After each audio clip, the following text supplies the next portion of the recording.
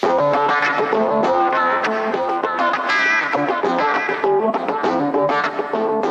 traders, this is Steve Gould, an associate analyst with Grok Trade. Today is Monday, January 24th, 2011 at about 6:30 p.m. Pacific time. And instead of looking at crude oil today, we're going to take a look at gold. A lot of people have been thinking that gold is going to be going up to $2,000 an ounce, and well, it may.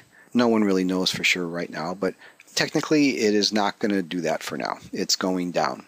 So I always like to start looking at the technicals, and here we have a seasonal chart of gold, and we can see that the seasonal high for gold is usually around the end of January. I think it came a little bit early this year. If we take a look at the daily chart, gold did come up.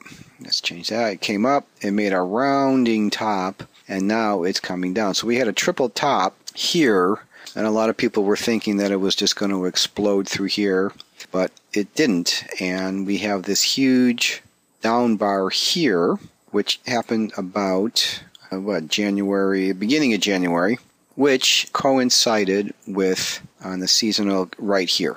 So the downward move started a little bit early, but seasonals are a guideline. They're not an absolute. So we're running a little bit early here.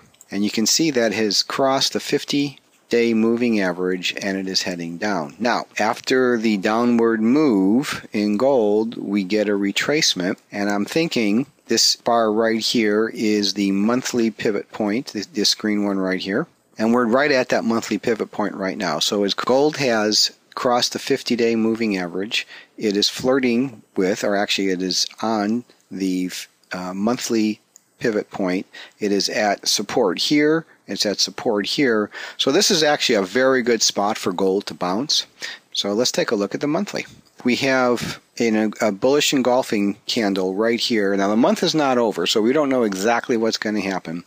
But typically after you get an engulfing bar, the commodity or the entity, the stock, whatever, will retrace, and it usually retraces 50% of this bar. So I'm thinking somewhere around the 1370 area, 1365 area.